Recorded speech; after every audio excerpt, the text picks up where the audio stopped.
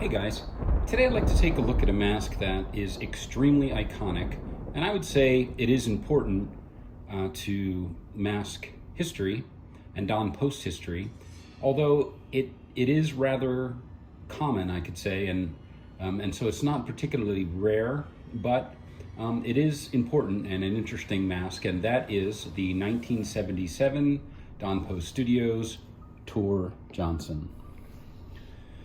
Now, this mask is one that I'm sure everyone has seen many times over the years. And as I said, it is not one that is considered rare by any stretch of the imagination. And so I actually was sort of reluctant to do a video on this mask for a while because it is so fairly common and well known that I was wondering if it would be even interesting to do this video. But I'm going to try to go through sort of the history, a little bit of this mask, and just sort of do an overview. And it is interesting, and it actually appeared in a couple of movies as well that kind of give it that movie tie-in. And so this mask is actually of a character, and again, many people know all of these facts, but just want to document them for this video. This character is based on an actor, former wrestler, Tor Johnson, and he is an actor that is probably known, I would say, mostly for the 1957 B movie Plan 9 from Outer Space, but he was in a ton of other movies as well. And he has he's a very large guy, and he's very imposing and unusual looking. And so he and this mask are both very memorable. And now this mask was originally offered in an earlier sculpt by Don Post, and I believe that started in the 60s. And you can see many pictures of the older original sculpt and some other neat photos in Lee Lambert's great book, The Illustrated History of Don Post Studios. And so I will show you here is a photo from that book. And it's interesting. This is Tor Johnson and Forrest Ackerman, and they are at Monster Days gathering. And what's interesting about this photo, and it's pointed out in Lee's book, is that the sign next to them actually misspells both of their names. But Tor Johnson would actually appear in a lot of promotional appearances with Don Post and to promote the masks. And so we'll look at a couple of photos from Lee's book. This is a nice close-up of an original 1977 version, but there's other photos that show the earlier sculpt. So here you can see an early ad, Don Post ad with the original sculpt, as well as this one-sheet Tor ad for the original mask. And here's a really kind of a neat photo as well, showing the metal mold. So this mask is vinyl. It's not latex. This is made with a thick vinyl that is in this flesh color, and so it would have been made not in a plaster mold but a metal mold. And so this mask was resculpted by Bob Short, and it was reissued in I believe it was first seen in the 77 catalog. Could have been offered maybe a little earlier, but it is dated 1977 on the back. So I believe the 77 catalog, where it does appear, would have been the first. And here on the back, you can see it says Don Post Studios 1977. Here is from Pete's great website at the Devil's Workshop. Here's a catalog page showing this mask in 1977. And it was pictured basically with the same photo through 1980. And then here's a really neat photo from the 81 catalog. and it shows tour with Don Post Sr. But it's the original sculpt in the 81 catalog, showing that. And then in 80, 81, it sort of has, it looks like they cut the pupils just a little bit lower, probably for better visibility. Very early on, it looked like they were sort of cut a little higher to be sort of a half pupil or 3/4 of a pupil look to it, to make it spookier. But these are more centered after that date in the front. And I'd like to sort of show you a side by side with, it's a reversed image from 1981, but a side by side from 81 and 78, so you can see a little bit of that difference. And as I said, I'm calling this a 77. It probably is not a 77. They were produced for many years, and but this one, I do believe it's an early one. It has the early look to it with the very dark black or dark gray airbrushing, and just a simple white on the eye, a little black around that, and pretty precisely done red in the scar. And so it has the look of an earlier mask. So it probably is pretty early for this sculpt. And one of the things that you'll see with these, a lot of the time, they will have tears in the corners of the mouth. That was an area that seemed to have a problem tearing in that corner of that mouth. And also, a lot of times people over the years would have cut out the eyes for better visibility. So sometimes you'll see that where someone will have gone in and cut out the eye. And this one doesn't have either of those issues. What I've also seen is that people have cut a slit up the back. This has no slit in the back.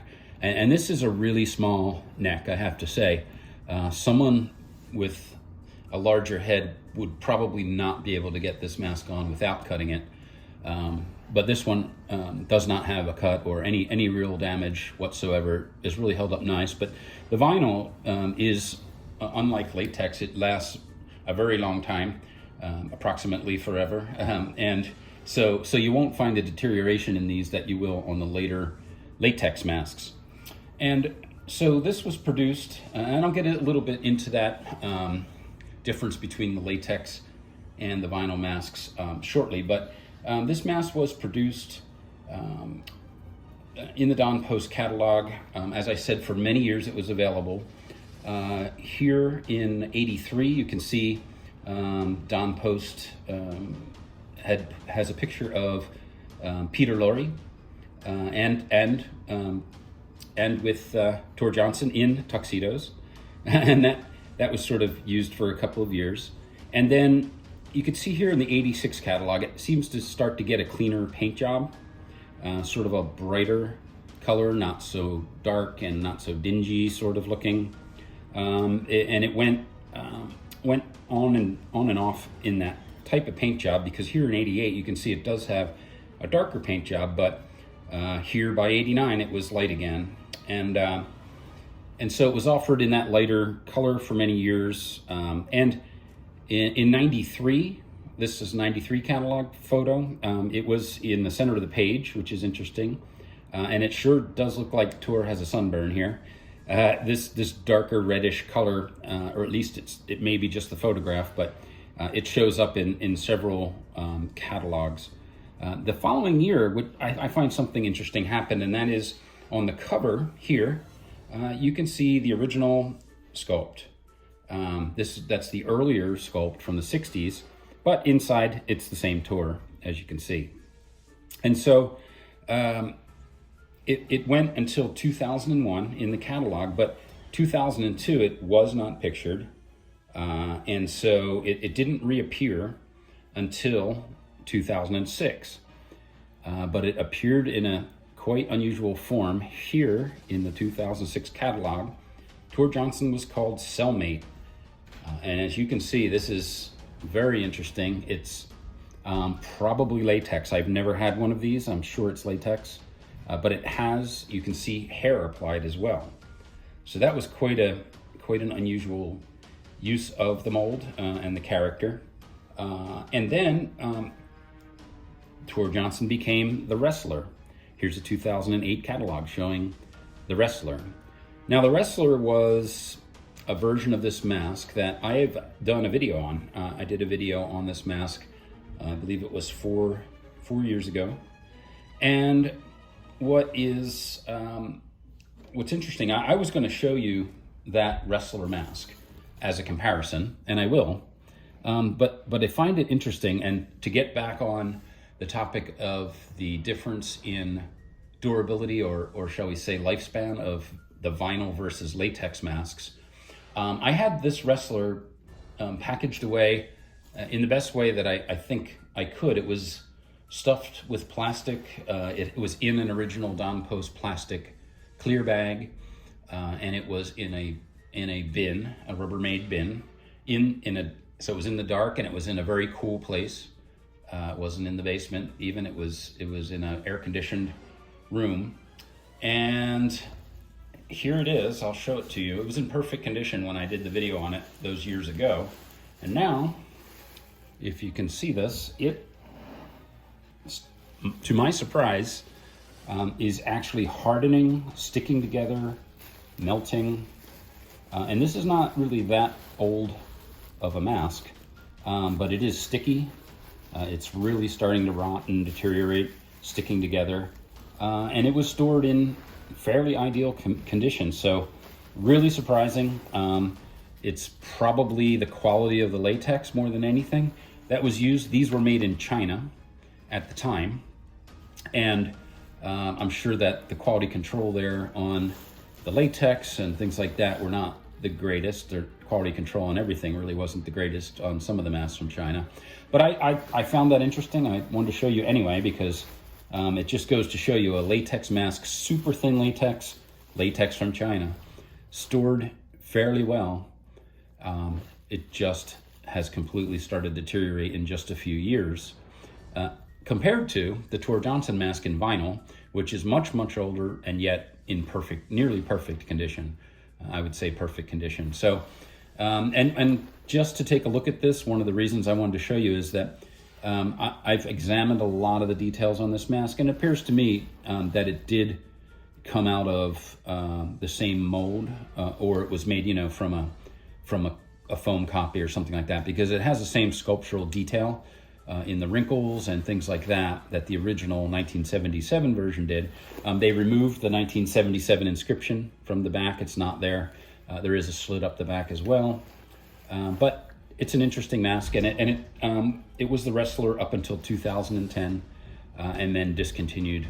Of course, for the last couple of years, Don Post's last year was in 2012, as we know. And so the Tor Johnson mask, it has, I think I mentioned, it has movie tie-ins as well. It's not the primary mask in the movies, but it appears in 2 of the Halloween movies, I think only 2. Halloween 3, it was on a shelf, and in the background, and then in Halloween 4, as far as I know, it was only in the drugstore scene, but it was a mask for sale in the drugstore scene in Halloween 4. And so this was, and by all accounts, the most produced Don Post mask, and sold the most copies. And so, as I said, it's not really particularly hard to find. It's not rare, but it is interesting, and it's sort of hard to find in absolutely perfect condition like this one is. It's a little harder to find. But to talk a little bit about the Tor Johnson mask and its history and its quantity, stated by Don Post Jr. Was he believes 16,000 copies of this. But this is an interesting video that you might enjoy. This is Dan Roebuck interviewing Don Post Jr. at DonCon, and it's specifically on the topic of the Don Post Tor Johnson mask. Well, other than me, who was your favorite celebrity who came in? Other than you? Remember, I would always tell Jim McPherson, tell Don Post I said hi, and he'd say, why can't you tell him yourself? I drove him crazy. Why don't we take one more question and let people go back and look at masks? Anything else? Yeah, didn't I hear that Tor Johnson visited?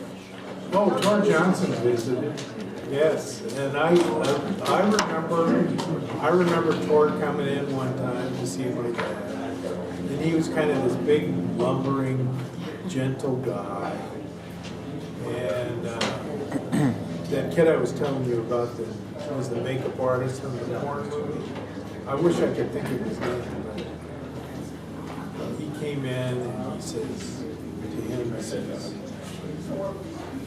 "You do a good job for Mr. Poe."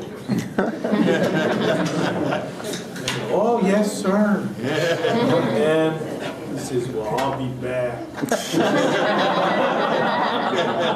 And he was a kidder, and I remember that he get into his Dodge station wagon, and that car would actually groan. I'm telling you, it would groan. But he was there to see if he could collect some royalties or something like that. Oh, now that's interesting. Was he paid royalties for the Tor mask? He was. Oh, that's something I didn't know. And that is the most successful mask ever. So he must have lived like a millionaire. Well, yeah, right. I mean, I think we sold up to 16,000 of those a year, and it was a tremendous thing. But I think the one thing that I remember is my youngest son Josh and I, we like Field of Dreams. I took him to a baseball game, the old Kaminsky Park in Chicago. Talk louder. It was the old Kaminsky Park in Chicago, and I took him to a baseball game, and I was thinking about how my grandfather used to take my dad to see baseball games there. I have a picture of my dad on the infield of Kaminsky Park in about 1914, before there was an outfield. And so I'm thinking about that picture, and I'm thinking about them, and we walk in out of the shadow of the tunnel into the light, which all of a sudden you're squinting. And Josh says to me, "Hey Dad, look at the scoreboard." And I look up at the scoreboard, and they're photographing someone who's wearing a Tor Johnson mask in the crowd. And it was, if any of you are familiar with the movie Field of Dreams, Yeah. Sure. it was that moment.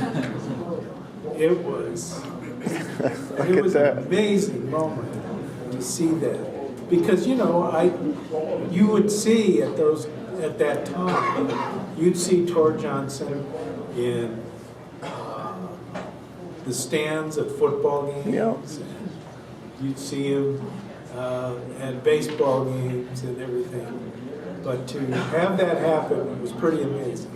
If you sculpt it, they will come. It was like my dad saying, "I know you're here." Yeah. Welcome back to Chicago. Yeah. Well, thank you very much, Don. Thank you, everybody.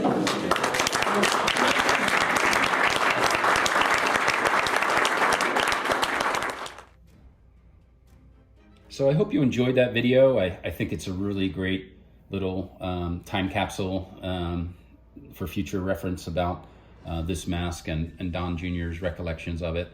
And I hope you enjoyed this video. Again, not the most rare mask, but certainly important and interesting. That is the 1977 Don Post Studios Tor Johnson. See you next time. Thanks for watching.